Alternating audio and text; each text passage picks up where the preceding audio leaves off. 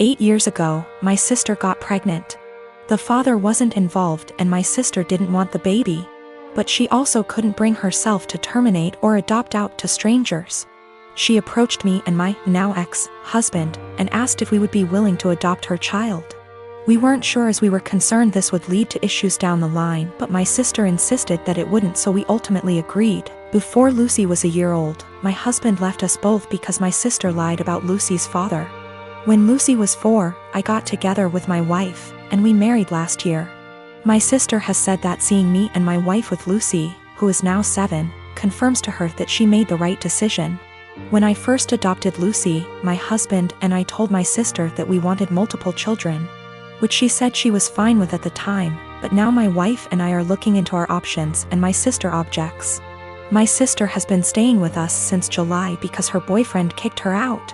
She keeps asking Lucy if she's sure she wants siblings. Lucy has said that she does, and telling us she's worried we won't be able to give Lucy what she needs. And then today happened. We had an online consultation with a fertility clinic to talk about sperm donation. We told my sister about it and asked her to keep an eye on Lucy while we talked. The Wi-Fi went randomly on and off 3 times during the session, booting us out of the call each time. The 3rd time, my wife went to check it and saw my sister holding the power cord, and Lucy trying to plug it back in. Lucy saw my wife and said, "Auntie keeps turning the Wi-Fi off." Wife plugged it back in.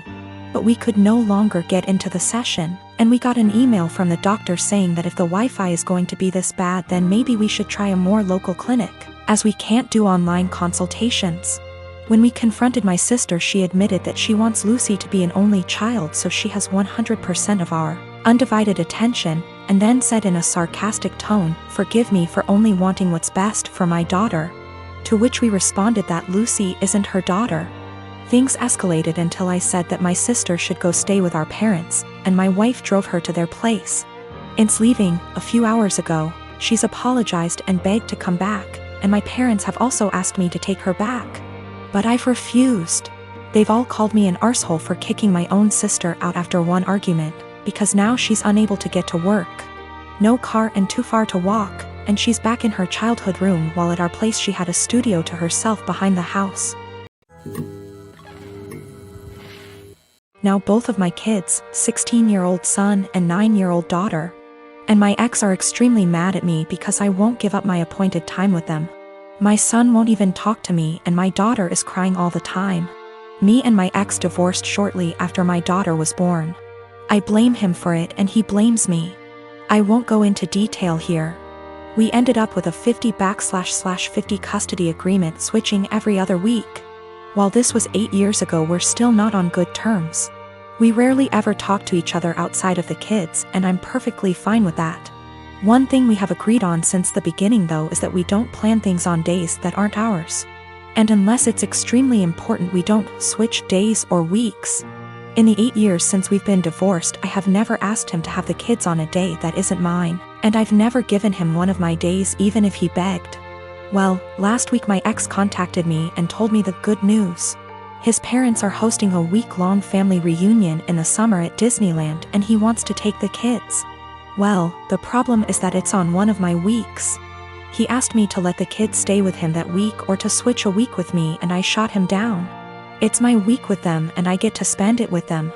I told him if it's so important to him to reschedule, but he claims his parents can't do that and this is the only week that the whole family can go, and he told me that I need to think of them. I told him tough luck and hung up on him. Well, this last Sunday when my ex dropped the kids off with me, my son refused to talk to me at all and my daughter wouldn't even look at me. When I asked my ex what was wrong, he refused to talk to me, only saying ask them in a snarky tone before leaving. When I asked my daughter what was wrong, she burst into tears and said that I was not letting daddy take them to Disneyland. Asking my son, who still refuses to talk to me.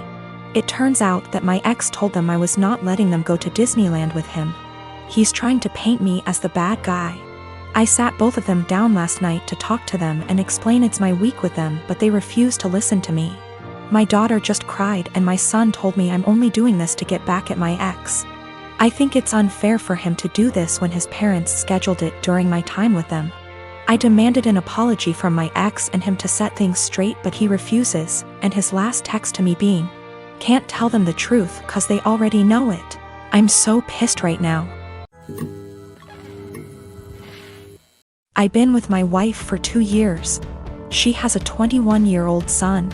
I have a 14-year-old daughter from my previous marriage. My late wife passed away in 2014. She left a few things for our daughter, including a gold jewelry set. Her mom was devastated she didn't get to gift the set to our daughter on her wedding day. I keep it in my closet since it's expensive and my daughter is too young to have it. I'll hopefully gift it to her on her wedding. We were sitting in the kitchen when my stepson was hesitant to ask me something. We're in good terms but have our fair share of arguments. He said his fiancée was taking something from his mother's and my closet, saw the jewelry set and liked it very much. He asked if he could borrow it so his fiancée can wear it at her cousin's wedding. I found this unacceptable. I told him his fiancée had no business being in the bedroom and that the jewelry isn't mine. It's for my daughter. He asked me if my daughter will agree to let him borrow it if he talked to her. I told him not to even talk about it again. He got all pissed and said things I do not remember. When he and his fiancée were at the wedding, I discovered that the jewelry set was gone. I told my wife and we looked all over the house. I called my stepson to tell him about calling the police because I really thought someone stole the set. He said there was no need, that he borrowed it and will return it after they get back from the wedding. I yelled at him and told him to come back with it right then. I kept calling him till 12 a.m. when he told me to stop calling and that he'd bring it in the morning. I couldn't sleep that night. I felt terrible. In the morning he showed up at 10 a.m. He didn't bring it and started stalling, saying he forgot he'd bring it the next day. At this point it was clear he gifted it to his fiancée and was stalling. I got so mad I told him I will be pressing charges if he doesn't return the set today. We got into an argument. My wife said his fiancée was the one who wanted the jewelry set. But he was the one who took it and it's not even mine, it's my daughter's, which made it worse. Because I'm responsible for whatever happens to it. His grandparents berated me after I told them this and got mad and defended him when I said that I will be pressing charges. He stole and needed to be responsible for his actions. He didn't respond to my final calls, so now I've given him one last chance, and it's over. I pressed charges today. They're saying calling the police was extreme and cruel. They're all convincing me to back down. He was replying to me sarcastically when I said I'd get the authorities involved, and he didn't take me seriously.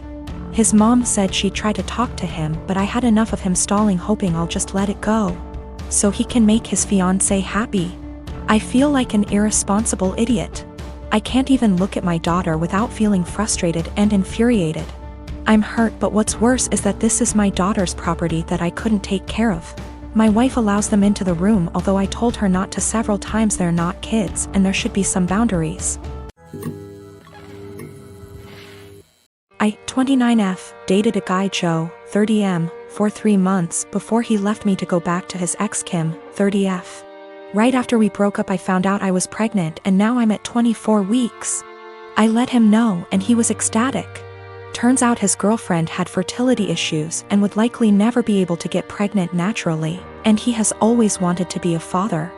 Getting back together was out of the question for both of us, so he's still with his girlfriend.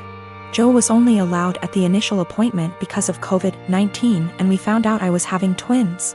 According to Joe, when he told Kim, she had a mental breakdown about her infertility and wanted to talk to me. I met them at their house and Kim stated that she wanted to be involved in my pregnancy because she would eventually be the children's stepmother. She started telling me that I needed to do a home birth, that I needed to formula feed so that they could have the babies half of the week, that she wanted 1 boy and 1 girl, and that she wanted the kid to call her mama since they would be calling me mommy. I shut her down and said I would make the best choices for my children and my body and left. Kim continued to be overbearing and texting me every day about my eating habits, exercise habits, and ing about how her job wouldn't let her take maternity leave. At the virtual genetics counseling appointment, she attended instead of Joe and took over the whole meeting trying to talk about her family history, which wasn't relevant. When it came time for my 20-week level 2 scan, they allowed me 1 guest and Joe suggested I take Kim instead of him, which I refused to do. Joe did end up coming, and he found out the gender because I wanted to keep it a surprise for me so we could throw a gender reveal party. I put a pregnancy announcement on my social media, and then she put up an announcement saying they were expecting twins. The non-traditional way, and how blessed she was. I was irritated, but I kept my mouth shut. Then she threw a gender reveal party and posted it on social media. I wasn't even invited. She also announced that she's having a baby shower. I commented on her posts and told her to stop treating me like a surrogate, that the kids weren't hers, and that Joe didn't have any claim or custody of the kids until they are born. I then called Joe and reiterated all of this and stated that I would not be seeing either of them until we went to family court, and that my mother would be my birthing partner. He and Kim and some of her friends and family are saying I'm an asshole, and her mother even called and insisted I give her one of my babies. Like, this is the Parent Trap? I'm definitely getting a lawyer ASAP. Y'all have scared the shit out of me, but I'm happy you did. We used condoms because I do not react well to hormonal birth control, and I had to wait to get a non-hormonal IUD because of other medical issues. The Thursday I posted this, I went to the police and they stated that there was nothing they could do because a crime hadn't been committed. In my state, orders of protection are criminal or family, so I was able to get one against Joe. On Friday, I did get a lawyer, and they let me know in my state there was nothing I could do as far as custody before the babies are born. So I will be leaving my state soon to ensure that this isn't my baby's home state and I can't be charged with anything.